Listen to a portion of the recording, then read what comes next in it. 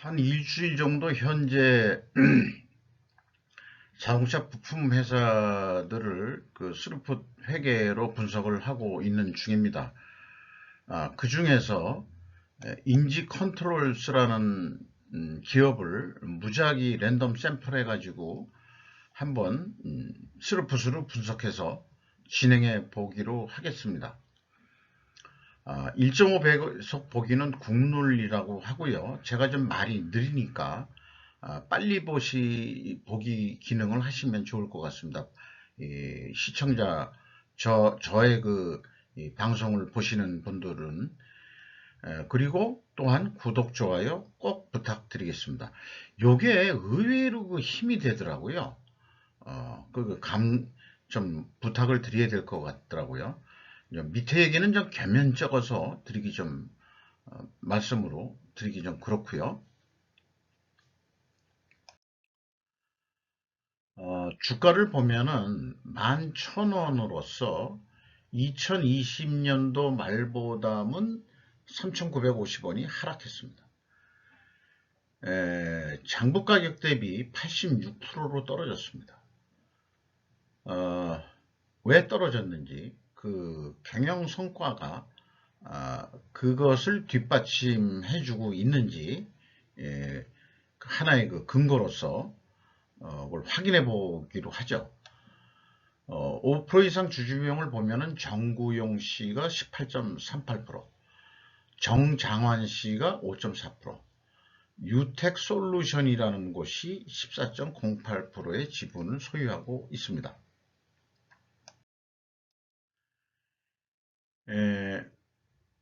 손익 내용을 보면은 결론을 말씀드리면은 영업 흑자 전환이 운영 비용 절감이 큰 원인이다. 이렇게 말씀드릴 수 있겠습니다. 매출을 보면은 3,300억 원대로서 전년보다 6.4%가 증가했는데 매출 재료비는 더 높게 증가했습니다. 그러면은 이게 원재료비가 상승을 더 했다. 그리고 매출은 증가를 조금 했어도 원재료 상승폭보다는 매출 가격은 판매 가격은 많이 못 올렸다. 이렇게 해석이 될 수도 있겠습니다. 그래서 스루풋은 0.9%뿐이 상승하지 않았습니다. 스루풋율은 32.8%로서 전년보다 1.7% 하락했습니다. 운영비용은 3.8% 줄였습니다. 그러니까 이 스루풋이 0.9% 금액상으로 증가했는데 운영비용을 3.8%를 줄이니까 결국 영업이익이 나온 건데요.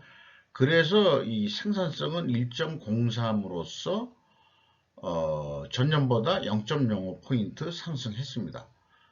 영업이익은 34억 원으로서 전년보다 무려 300%가 업됐습니다. 전년도는 16억 적자였습니다. 그리고 올해 원가회계 영업이익보다는 4억 원 정도 적은 수치가 되겠습니다. 이것은 재고자산이 증가했기 때문입니다. 재고자산 내역을 보면은 WCAI 가공비 배부 재고자산이 17억 원이 증가를 했습니다. 전체 재고는 66억 원이 증가를 했습니다. 이 가공비 배부 재고 자산이 증가한 것이 원가 회계는 이익의 증가지만은 스루풋 쪽에서는 그 가공비를 제거한 금액으로 손익을 산출하기 때문에 원가 회계 영업이익보다는 적게 나오게 되는 것입니다. 비용의 성격적 분류 내용에 와서요. 비용의 성격적 분류라는 것이 매출원가하고 판매 관리비의 합계액을 비용별로 쭉 나열해서 공시하는 건데요. 회사가 ABC 표현은 표준식으로 그 표현을 했습니다. 원재료의 매입이라고 그러면은 재고자산의 변동 범위에 원재료도 들어가고 그 다음에 상품도 매입으로 되어 있으면은 이 재고자산의 변동 범위가 전체 재고 자산임을 시사하고 있습니다. 그 금액이 마이너스 72억 원으로 표현되어 있는데요. 이것은 비성분에서 의미할 때는 재고가 증가를 했을 경우에 쓰는 표기 방식입니다. 그래서 매출원가 재료비는 9.4%가 증가했고요. 운영비용은 3.8%를 줄였습니다. 운영비용 중에서 인건비가 351억 원이 집행이 됐는데 전년보다 17.8%를 줄인 금액입니다. 운영비용 대비 비율로는 34.3%로서 전년보다 5.9% 비율로 하락을 시켰습니다. 직원 수는 520명으로서 전년보다 10명을 줄였고요. 2019년에 비해서는 51명이 줄었습니다. 그리고 이 인당 평균 임금을 보면은 2020년이 8천만 원으로 높게 나오는데, 이것은 본봉이 인상됐다기보다는 그 인건비에 퇴직급여까지 포함해서 작성된 그런 데이터 같습니다. 그래서 2019년하고 비교를 해보면 어울릴 것 같은데요. 그 전년도하고의 그 인상률은 비교는 의미가 없을 것 같아요. 이 방송 전에 하나은행을 했는데, 금융권에서는 그 퇴직급여를 아예 그냥 노골적으로 해고급여라고 해가지고 표기를 따로 별도로 하고 있습니다. 근데 이 회사인 경우에는 인건비에 퇴직급여까지 포함된 거로 그렇게 해석이 됩니다. 대신 또 수수료는 229억 원이 집행이 돼서 전년보다 12.8%가 증가했습니다. 그러니까 직원 수들은 줄이고 인건비는 사실상 줄인 거나 마찬가지인데, 외부에 나가는 지급 수수료는 더 증가를 했다. 그런 얘기가 되겠네요. 가공 비율이 24%, 전년보다 3.2%가 떨어졌는데요. 이것은 상대적으로 원재료 가격이 상승했다. 이렇게 해석을 할 수 있겠습니다. PQ 총 제조 비용이 차이가 없는 게 가장 바람직한데, 요 55억 7,300만 원이 차이가 납니다. 이건 다음 장에서 그걸 또 추적을 하기로 하고요. 일반적으로는 재고자산의 변동범위 차이인데, 그것을 좀 추적해 보기로 하겠습니다. 2단계가 그 재고자산 매출원가 회계 투명성 검증에서 참 중요한 단계인데, 일본은 이제 그 스카이 홀딩스가 표준으로 가지고 있는 거고, 이것이 사실상은 그 국내 모델 기업들이 채택하고 있는 기준입니다. 가공비 배부 재고자산 증가액만 재고자산의 변동범위 기준으로 한다는 거죠. 근데 그 회사가 제시한 그 비성분 재고자산의 변동금액은 72억입니다. 이게 차이가 55억 7,300만 원이 차이가 나는 거죠. 그러니까 요거는 WCAI니까 BWCAI, 즉 원재료, 그 다음에 뭐 저장품, 미착공까지 포함해서 그 증가액을 차감해 주면은 일치해야 되는데 갭2로 여전히 차이가 남습니다. 그래서 넉넉히 봐서 그럼 미착품은 그 변동 기준에 안 넣겠지. 특히 KCC가 이렇게 하거든요. 그 금액, 미착품의 증가액까지 차감해 줘도 산식상으로는 여전히 그 갭3로 차이가 납니다. 이것이 무엇인지, 금액이 뭐 7억이면 작은 거냐면은 영업이익이 작게 나는 회사이기 때문에 이것은 매우 큰 포션이 될 것 같습니다. 이게 좀 불투명한 부분이다. 그래서 제조업체들을 분석할 때마다 재고관리 흐름을 공시해서 신뢰도를 향상시켜야 된다고 계속 제가 주장을 하고 있는 거죠. IMF라고 유머스럽게 위트 있게 이름을 붙였습니다. 인벤토리 매니지먼트 플로우를 보여라. 빨가벗고 그런 얘기가 되겠습니다. 뭐 별도 양식 표기는 여기서 생략했습니다만 입고 금액, 출교 금액, 그 다음에 재고자산 평가 손실 또는 환입액, 그 다음에 타계정 대체 이런 것까지 넣어서 기말재고를 표시해 줘야 된다. 라는 게 이제 저의 강력한 요구고 주장인 거죠. 매출원가로 검증을 해도 여전히 갭2의 이 차이가 납니다. 이 기말재고, 기초재고는 그 회사가 전체 재고 자산이라고 보기 때문에 하는 거거든요. 이렇게 매출원가를 검증해도 결산원가하고 차이가 있는 것은 갭2 금액만큼 차이가 있다는 겁니다. 3단계 현금흐름표 기준 전체 재고자산의 증감액은 재고자산 평가손실 액을 차감하면 일치합니다. 현금이라도 일치가 되니까 그나마 다행이라고 생각을 합니다.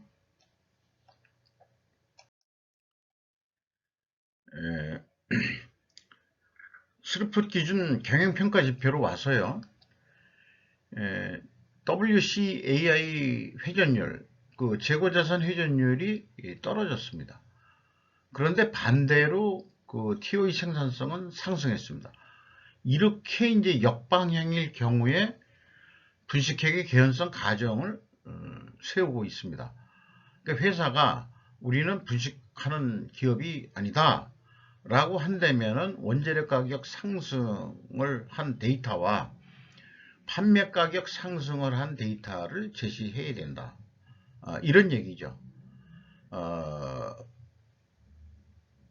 뭐 그렇게 다음 장에서 그것을 데이터로 입증하는 것을 소개를 해 보고자 합니다. 총 자산 회전율이 0.89로 조금 상승됐고요. 매출 채권 수금 속도가 5.3회전, 수금 속도가 조금 빨라졌습니다. 그런데 그 매입 채무 지급 속도는 더 빨라졌습니다. 7회전 했으니까요.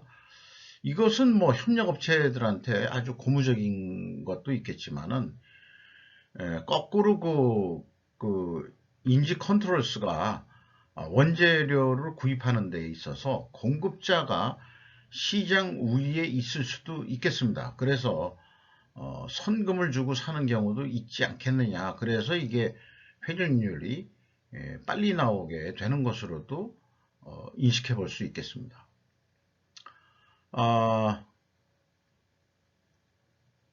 그런데 문제는 또 하나 있다고 보는 게요. 재고 회전율이 22회전이면 2020년도에 24회전 했으니까 보름에 1회전 꼴로 납품을 했던 얘기거든요. 완성차 업체한테. 근데 이게 좀 떨어졌잖아요. 그렇다 하더라도 20회전이 넘습니다. 2029년도는 더 그 실적이 좋았고요. 근데 이제 수금 속도를 보면은 이게 5.3회전이니까 2개월이 더 걸린다는 얘기죠. 그러니까 납품은 한 달에 2번 이상 하는데 수금은 2개월 넘게 준다. 거의 뭐 4배 정도로 늦게 받고 있는 거죠. 이게 그 납품 협력업체들한테 완성차 메이커에서 돈을 좀 빨리 줘야 되지 않겠냐 하는 생각을 좀 계속 말씀드릴 수밖에 없겠네요. 그래야 납품 단가도 조금 더 좀 내고를 할 수 있을지 모르고 그렇습니다만은 더 중요한 거는 원재료 가격 상승분을 인정을 하고 구매를 하더라도 어떻게 하면 완성차 메이커가 또 이익을 낼 것이냐 그런 걸 또 연구를 해야 되겠죠. 중소기업이 살아야 대기업도 산다고 저는 믿습니다. 원재료 가격 추이, 원재료 가격이 그 인상이 크게 됐을 것이다 하는 추론은 검증할 수가 없습니다. 왜냐하면은 회사가 데이터를 비공개했다는 얘기죠. 그러니까 계속 신뢰도가 좀 떨어지는 거죠. 신뢰도가. 제품 가격은 오른 것으로 되어 있습니다. 다양하게 크게 많이 오른 것도 있고 또 적게 오른 것도 있지만 제품 가격이 인상이 된 것은 맞습니다. 원재료 가격도 인상 됐다고 보는데 이 제품 가격 인상보다는 아마도 더 인상이 됐을 것으로 판단이 됩니다. 현금 재무지표로 와서요. 캐펙스 자본적 지출은 98억 원 투자를 했고 종속기업 비율은 47%로 산출이 됩니다. EAT 현금 순이익은 305억 원으로서 10.4%, 전년보다 0.2% 감소했습니다. 채권자한테 34억 원을 추가로 차입을 해서 레버리지율은 조금 상승을 했습니다. 0.1% 증가했습니다. 주주잉여 현금 흐름은 주로 이익 배당이 되겠습니다. 아주 배당, ROE로 보면은 매우 낮은 수준이라고 볼 수 있겠습니다. FEM 최종 66억 6,700만 원의 현금이 유출이 됐습니다. 현금 버퍼율은 2.1%로 매우 현금 사정이 각박하게 돌아가고 있습니다. 이익잉여금률은 752%로 약간 상승했고요. 납입자본 성장률은 8.52배로 성장을 했습니다. 그런데 주주잉여 현금 흐름 ROE 내역을 보면은 제가 산출한 알고리즘에 의한 채권자 잉여 현금 흐름하고요.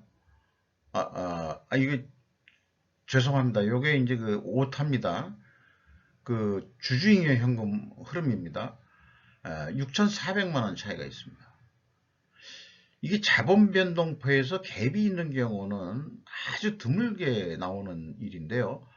어디서 틀렸는지 제가 이게 시간을 끙끙거리면서 맞춰보려고 노력을 했는데 결론적으로는 자본 변동표에서 산출된 이 금액하고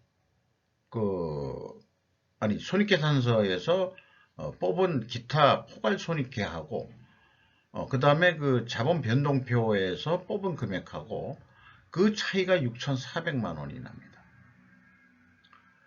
지금 설명하면서 요거 오타 낸 거를 참 저로서는 좀 치명적인 실수같이 보여집니다. 이 분석하는 사람이 조금 이렇게 신경을 집중해가지고 이런 에러를 내면 안 되는데 주주잉여 현금을 어떻게 다른 걸 복사해서 여기다가 제가 붙이는 바람에 그렇게 됐습니다. 죄송하게 생각합니다. 양해를 좀 부탁드리겠습니다.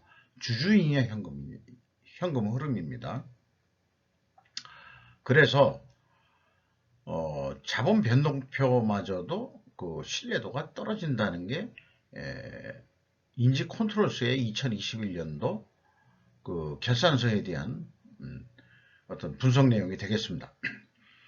자, 이렇게 해서 그래도 2022년도 사업 계획을 좀 세워보는 게임을 좀 즐겨보기로 했습니다. 자, 2021년도 실적 베이스로 해서 판매관리비가 10%는 오를 것 같다. 그 다음에 영업이익을 100% 좀 더 증가시켜보자. 그러면은 매출이 3,316억을 했었는데요. 3,645억 정도는 해야 된다. 이렇게 이제 목표가 나오게 됩니다. 그러면은 이 매출원가를 계획을 어떻게 세우냐 그러면은 결국 다음과 같은 과정을 좀 거쳐야 될 것입니다. 생산재료비도 10% 정도 오를 것 같다. 그러면 그 금액을 산출해서 넣고 가공비는 그냥 동결한다. 그리고 이제 매출원가를 산출해야 되니까 기초재고를 더해가지고 요거 두 가지 생산재료비하고 가공비를 더하면은 총제조비용이니까요. 총제조비용에서 기초재고를 더해가지고 기말재고를 빼면은 매출원가가 나오죠. 근데 기말재고를 얼마를 볼 거냐 하면은 지속적으로 그 전년도에도 올랐기 때문에 15% 정도 그 재고가 증가할 것이다. 이렇게 보는 거죠. 이렇게 이제 사업 계획을 한번 해볼 수 있다. 이런 얘기가 되겠습니다. 그러면은 그 완성차 메이커한테 이걸 단품이라고 비유를 해서 얘기하는 게 좀 편하겠습니다. 원가 회계에 익숙한 방법으로 위에서 그 인상폭 이런 비율을 다 정한 대로 얘기를 하고요. 생산 재료비에다가 가공비 동결하고 그 다음에 판관비 조금 올리고 그 다음에 이익 아까 100% 정도 올라가는 거죠. 그러면은 견적 가격이 36만 8천 원짜리로 견적서를 냈다. 그래서 잘 협상을 해서 36만 원에 납품하기로 했다면은 계획은 한 7,500원 정도 남아야 되는데 3,000원 정도 남는 거로. 그러면은 조금 더 이제 많이들 쓰는 얘기가 마른 수건을 짜봐라 하는 그 일본식 그런 게 있잖아요. 예, 이렇게 되면 마른 수건을 짜면은 이제 고난의 행진을 하게 되는 거죠. 근데 생산 재료비는 도저히 깎을 방법이 없어. 그냥 그대로 가고, 가공비를 2% 줄인다 그러면은 이건 엄청 힘든 작업일 겁니다. 그 다음에 이제 기말 재고를 좀 올려야 되겠어. 더 생산을 해서. 그러면은 매출원가를 32만 원대로 줄일 수 있어. 이렇게 된다는 거죠. 그러면은 매출원가를 32만 1,000원으로 줄인다 한들, 그러면은 간신히 계획대로 한 7,700원 정도 이익이 난다. 그러니까 원가 회계가 가리키는 길은 원가 절감이라는 고난의 행군을 하게 만드는 그런 거라고 하기 때문에 제가 원가 회계를 상당히 비판하고 있는 입장이죠. 이제 사실상 수명이 다했다고 저는 봅니다. 그래서 스루풋의 요소로 사업 계획을 해볼 수 있는 건데요. 실적 베이스로 해가지고 스루풋율이 32%였습니다. 요거를 1%만 올려보자. 그리고 재고 회전율이 24회전 좀 올려보자. 2019년은 뭐 35회전까지 한 적도 있지만은, 그렇게 되면은 또 원재료비는 뭐 원가 회계에서 계획한 것처럼 10% 오르는 거로 하면은 매출액이 한 4천억 가까이는 좀 내야 될 것 같다. 이렇게 나옵니다. 그러니까 원가 회계보다도 좀 판매를 많이 해야 소기의 목적을 달성할 수 있다. 이렇게 되는데요. 그렇다면은 견적 전략은 어떻게 내느냐 그러면은 이건 이제 맥시멈 했을 때 이제 얘기고 원가 회계하고 익숙한 방법으로 매출 재료비 10% 올리고 가공비 동결하고 판매 관리비 10% 올리고 이익 100% 올리는 거로 하면은 산출하면은 36만 원뿐이 안 나와요. 자, 그러니까 스루풋 회계는 아주 솔직하게 네이키드하게 보여주는 거죠. 그래서 더 이상 깎지 마라. 우리가 싸게 낸 거다. 그러니까 36만 원에 계약할 수 있는 협상력을 가지고 있으면 그러면은 계속해서 신뢰도가 쌓일 겁니다. 아마 완성차 구매 측하고 이쪽 공급 측하고 그러면 36만 원에 했다. 그러면 실행할 때는 그럼 뭐 어떡할 거냐? 우리가 더 빨리 납품한다면 또는 다른 데 또 추가 판매할 여력이 생길 수 있는 방향을 생각해야 되는 거죠. 그러니까 매출 재료비는 그대로 두는데 스루풋율을 1%또 좀 올려보자. 그리고 재고 회전율도 1회전 더 올려보자. 그러면은 결과적으로 매출액이 4천억 원이 나오는데 이렇게 해서 하면은 41만 2천 원이 나오는데 그러면은 거기에 매출 재료비도 조금 증가했을 거고 요게 이제 비례해서 증가하는 거를 볼 수 있으십니다. 그리고 가공비도 이 재고 회전을 높인 만큼 그만큼 생산 활동을 많이 했을 거니까 가공비를 동결할 수는 없다. 그러니까 6.6% 오르는 거로 하고 판매 관리비도 6%인데 요거의 한 반이라고 가정을 한 이론이 되겠습니다. 실제는 어떻게 나타날지 모르지만 거의 저는 이 정도 선이면은 타당할 것이다 라고 보는 거죠. 그러면 프로핏이 무려 22,000원 가량 이익을 더 낼 수 있다. 이렇게 주장하는 바입니다. 또한 다른 말하자면은 이 판매 가격 선정 방법이 있는데요. 손익분기점 방식을 원용해서 제가 조금 더 진화시킨 건데, 운영 비용 10% 오르는 거로 그냥 한다. 그리고 이익은 100% 올리는 거로 한다. 스르픈율은 33%다. 그러면 바로 이 산식에 의해 가지고 36만 원이 나오게 되겠습니다. 이게 이제 사실상 마지노선이라고 생각하면 될 것 같아요. 이렇게 원가 회계 쪽하고 스루펫 회계 쪽하고 미래 예측을 해보는데, 미래는 예측하는 게 아니고 만드는 것이다 라고 피터 드러커가 얘기했다는 거를 무슨 건설 회사가 광고 문구에 써가지고 그거 좀 내가 좀 써먹어야 되겠다. 그러니까 미래라는 것은 예측이지만 사실은 미래는 이런 목표를 세우고 만들어가는 거다 라고 표현하는 게 옳을 것 같습니다. 이게 다 의지거든요. 회전율 올리고 그 다음에 재고 회전율 올리고. 근데 이 매출 재료비는 외부적 역량에 의해서 하는 거기 때문에 이거를 크게 시세대로 그냥 하고, 이게 이제 이 비선형 함수로서 인간의 의지로서 성과를 더 낼 수 있는 그런 내용이 될 수 있겠습니다. 이상 인지 컨트롤즈 2021년도 실적 분석을 통해서 판매 계획까지 해보는 시뮬레이션 게임을 해봤습니다. 인지 컨트롤스가 조금 더 회계 투명성이 더 좀 개선이 돼야 된다. 이렇게 말씀드릴 수 있겠습니다. 감사합니다.